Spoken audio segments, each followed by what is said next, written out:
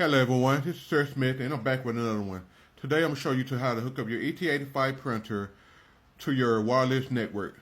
Let's get it. What we're going to do here is click here, and once we click there, we need to click here.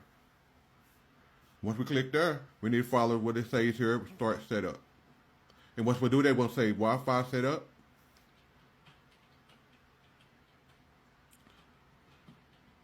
And it's searching for wireless router.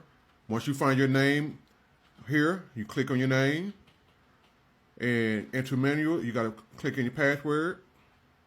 And once you do that,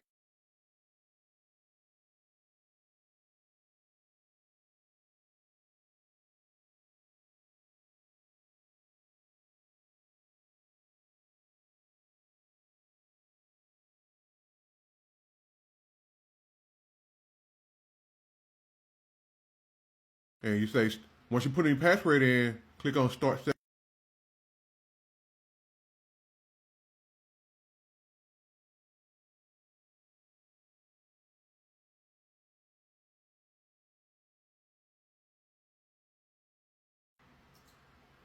And there you have it. You're done.